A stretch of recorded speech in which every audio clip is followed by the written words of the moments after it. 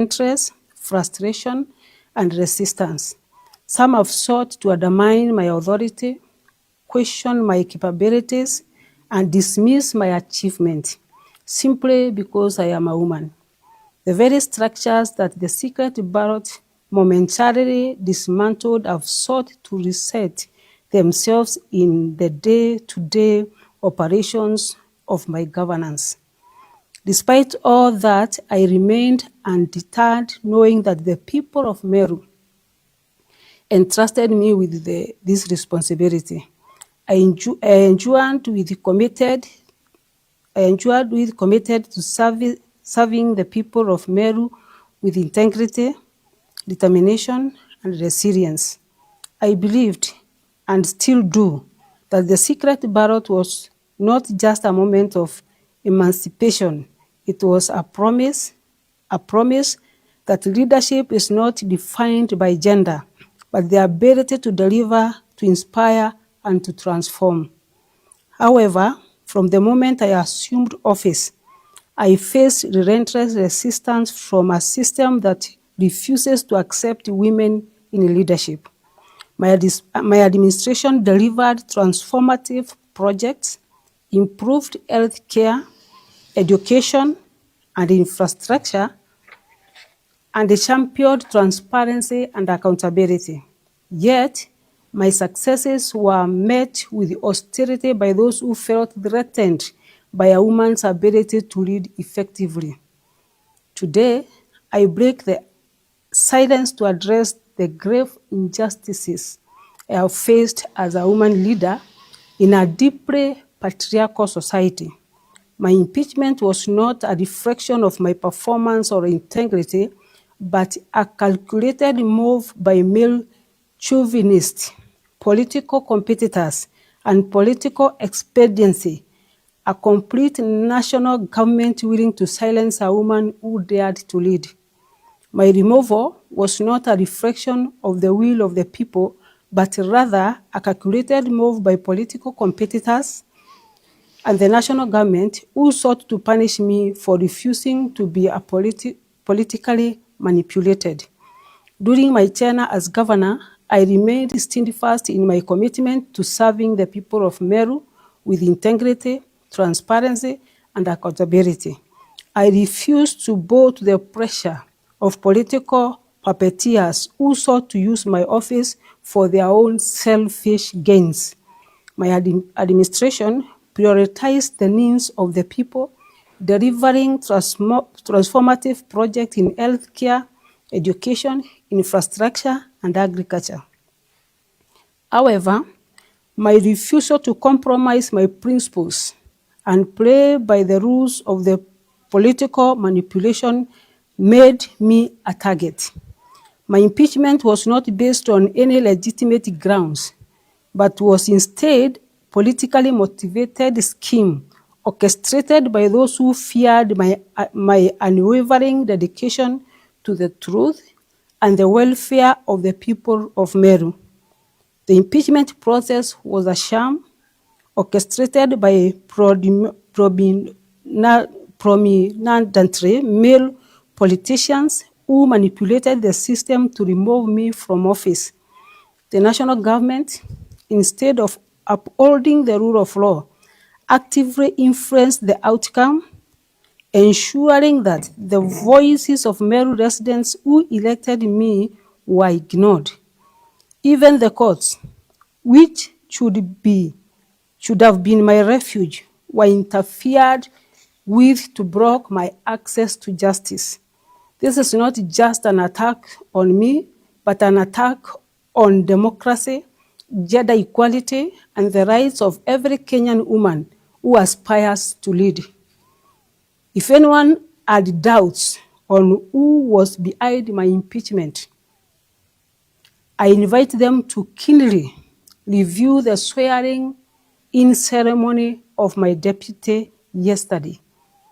The orchestrators, actors, planners, sponsors, financiers, script writers of my impeachment were overwhelmed by joy. I could no longer hide behind their mask anymore. They all converged at Mwendanto grounds, and one after the other in their speeches took credit of my downfall, with each of them boldly stating the role they played. Some of them went an extra mile to thank the top leadership of this country for the support offered towards the cause. Accordingly, I am firm in my belief that this impeachment was not about accountability, but about perpetuating a culture of male dominance in leadership. It is a sad reality that in 2025, women leaders are still subjected to systematic discrimination, harassment, and exclusion. My case is a stark reminder of the barriers women face in politics and the length to which some will go to maintain status quo. To my people of Meru County, I thank you for your unwavering support and belief in my leadership. Your voices matter, and I will continue to fight for the development and the progress of our beloved county. To the women of Kenya, I urge you to rise above fear and intimidation.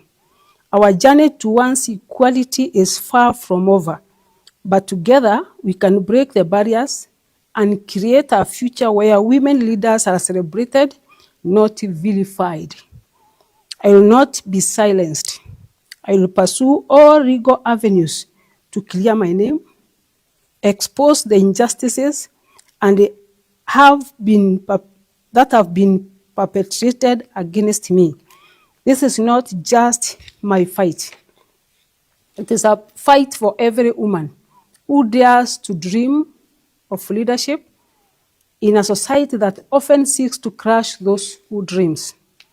I call to all Kenyans, civil society organizations, and the international community to stand with me in condemning this blatant abuse of power and to demand accountability from those who have undermined our democracy. To the people of Meru, I want to assure you that this fight is far from over. I will not be silenced.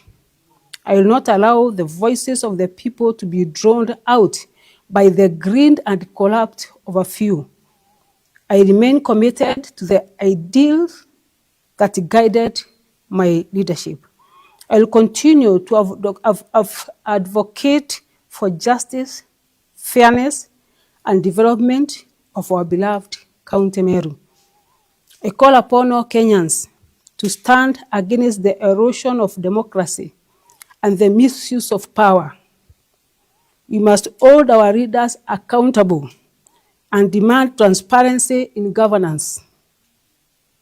The people of Meru deserve leaders who will serve them with honesty and dedication, not those who are beholden to the interest of a select few. I am exploring all the legal and constitutional avenues to challenge this injustice. I will also continue to engage with the people of Meru to ensure their voices are heard and their needs are met. I thank the countless supporters who have stood by me during this difficult time. Your prayers, encouragement, and unwavering belief in the truth have given me the strength to continue this fight. Together, we will overcome this challenge and emerge stronger than ever. In closing, I reaffirm my commitment to the people of Meru. The challenges are many, but so too are the opportunities. With your support, prayers, your unwavering belief in the power to change, we will overcome. Together, we will write a new chapter in history of Meru, the chapter defined by equality, progress, and hope. To my fellow leaders, both men and women, I urge you to embrace the spirit that values merit over prejudice, progress over stagnation, and unity over division. Let us work together to ensure the promise of democracy is fulfilled for all. Thank you. Inkwenda kwaria na Kimeru mantu. Wawe ni mzee wa boma. Wawe ni mama wa boma. Nyinyi ni wazazi wa familia. Mko pengine Mungu amewapatia watoto 12. Na 11 of them ni boys. 1 is a girl. And every day ukienda nyumbani, unakuta kuna makelele. Huyu mtoto msichana anachapwa na wengine. Siku ya pili pia kunakuwa na makelele. Ya tatu pia kuna makelele. Kama baba wa nyumba, kama mzazi wa hiyo familia, ndio upate pumziko, ndio moyo wako ufurahie, ndio uweze kulala kwa ile boma, ndio uweze kukula vizuri na kulala vizuri. Does it mean you sacrifice that girl so that the home iwe peaceful? Kama mzazi, maana watoto wamepigana kwa nyumba, how do you sacrifice that single child to avoid noises? An innocent child. And in this case, umesikiza everything. Ukaona huyu mtoto pengine ni chakula haitoshi, ndio anapigwa. Pengine ni misukumano hapa na hapa, ni nani mkubwa kuliko mwingine. As a father, as a mother, as a parent, utatoa amri, useme kwa sababu sasa kuna makelele, huyu akufe, wacha tuzike huyu. I don't think that is the role of any parent in Kenya. It is sad. It is sad. We don't sacrifice our children because of others. Where is justice? Iko wapi? Kithiria ndenda kuga atiri no tugwita na mbere gucwa kioti ndene koti cietu ngacoka aja kairi mbwe directions on the way forward. Meru twitite atia na ichiritirite kubutetera kurungamana haki na nkeja mbwira twitite atia baba ruga nga twitite na bangi bauga twitite na yanga Kawira je tura twitende ari this time round we will have our own party. Tusimame imara kenda kairi kwa bakairi tutishokera makosa jagotara tongeria bakamatairwa akiri ni antu bakai